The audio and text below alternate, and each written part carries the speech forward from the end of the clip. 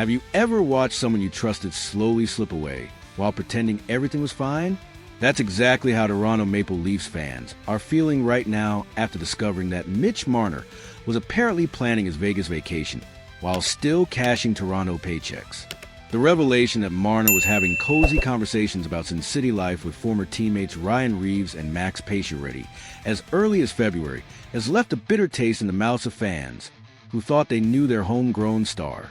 But was this betrayal or just business as usual in today's NHL?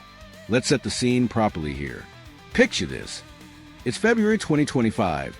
The Four Nations Face-Off tournament is underway.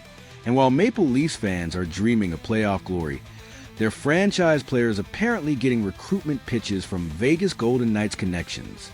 According to reports, Marner wasn't just casually chatting about the weather with Reaves and Pacioretty during this international tournament. He was getting the full sales pitch about life in Las Vegas. This timeline is absolutely crucial because it means Marner was exploring his options 5 months before free agency even began, while Toronto management was likely planning contract negotiations and fans were buying playoff tickets.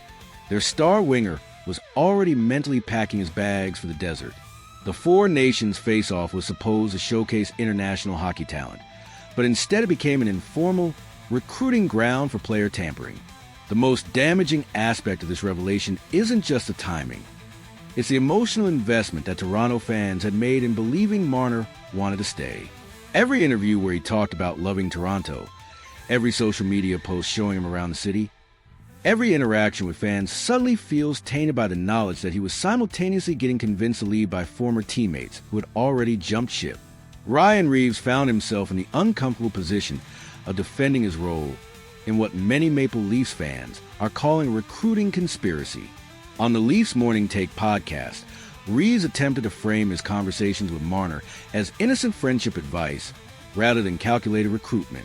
His defense centered on the idea that withholding honest opinions from a close friend would have been dishonest, regardless of his contractual obligations to Toronto. But here's where Reaves' explanation becomes problematic. Professional athletes understand the unwritten rules about tampering and recruitment, especially when it involves current teammates or former teammates under contract with rival organizations. Reaves spent 4 years in Vegas and clearly developed strong positive feelings about the organization and city. When he's telling Marner about the relaxed environment and less pressure from fans and media in Vegas compared to Toronto's intensity, that's not just friendly advice, that's active recruitment. Reaves' appearance on the Cam and Strick podcast, which occurred just before his trade to San Jose, provided even more context for his mindset. He expressed genuine surprise at how quickly Toronto fans could turn on the team during playoff struggles, contrasting this with his Vegas experience where the atmosphere was more forgiving and enjoyable. These comments reveal someone who had genuinely soured on the Toronto experience and was eager to share those feelings with others. The timing of these conversations also raises questions about professional boundaries. Reaves was still under contract with Toronto when these February discussions took place, making his role as Vegas advocate ethically questionable at best. While he claims the priority was honesty and loyalty to Marner, many would argue his primary loyalty should have been to the organization paying his salary. What makes the situation particularly fascinating is how it highlights the stark cultural differences between hockey markets. Reaves painted Vegas as a hockey paradise where players can perform without the suffocating pressure of traditional hockey markets, while portraying Toronto as an emotional roller coaster where fan loyalty evaporates at the first sign of struggle. This narrative resonates because it touches on a legitimate concern for professional athletes. Toronto's hockey market is notoriously demanding, with media scrutiny that can be overwhelming and fan expectations that border on unrealistic. The Maple Leafs haven't won a Stanley Cup since 1967, creating a pressure cooker environment where every playoff failure feels magnified and every mistake gets dissected endlessly. Vegas, by contrast, is still a relatively new hockey market where expectations are more reasonable and the media coverage less intense. Players can enjoy their careers without constantly looking over their shoulders for criticism or having their personal lives scrutinized by a hockey-obsessed public. For someone like Marner, who grew up in the Toronto area and lived under this pressure his entire professional career, the Vegas alternative must have seemed incredibly appealing. However, This cultural divide also reveals something troubling about modern professional sports: the increasing prioritization of personal comfort over competitive challenge. Toronto's pressure exists because the fan base cares deeply about success and has invested emotionally in their team's journey. Choosing Vegas over Toronto isn't just about lifestyle preference. It's about choosing easier expectations over meaningful challenge. The most damaging aspect of this entire saga is how the timeline reveals a pattern of emotional detachment that began months before Marner's actual departure.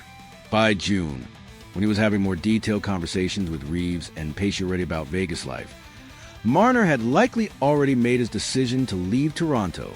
These weren't exploratory conversations. They were confirmation discussions about a choice already made.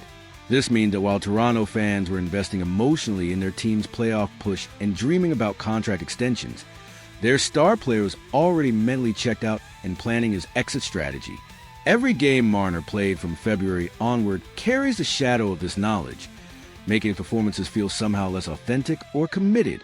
The sign-and trade deal that eventually sent Marner to Vegas for Nicholas Roy before his 8-year, $96 million contract signing represents the culmination of months of behind-the-scenes maneuvering.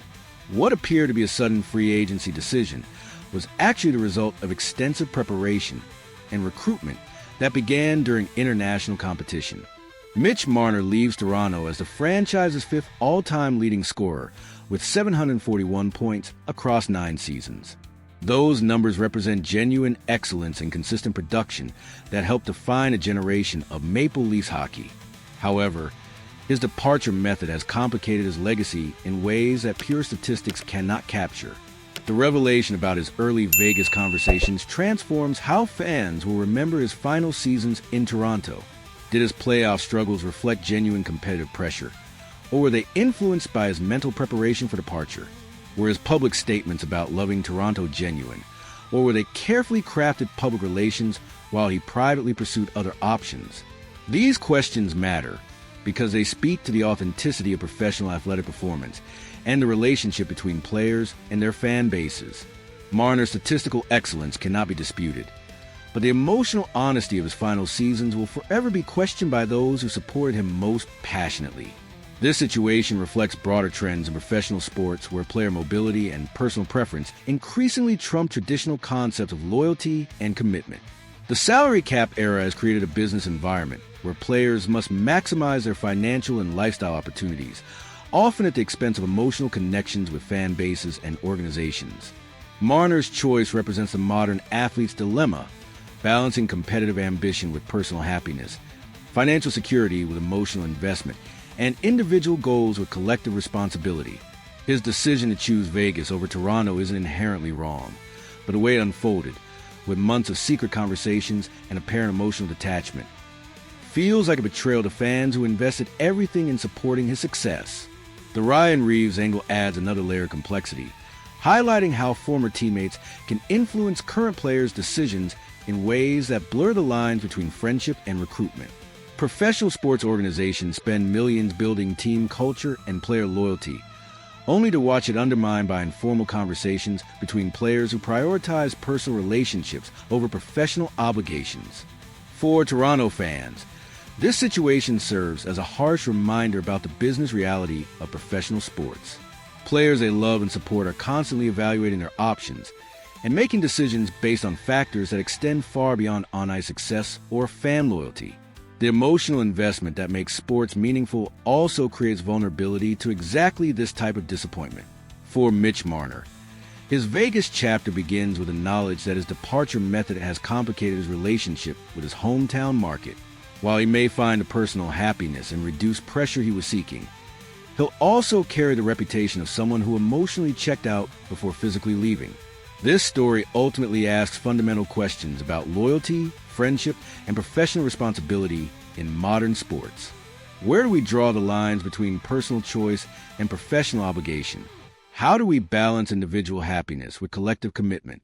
And what do we owe to the people who invest their emotions in our success? The answers aren't simple, but the conversation is absolutely necessary. What do you think about Marner's handling of his departure? Was Reaves wrong to recruit his friend away from Toronto? Should players be more transparent about their intentions? Or is this just business, as usual in professional sports? Let me know your thoughts in the comments, and don't forget to hit that like button if you think this story reveals something important about modern hockey culture.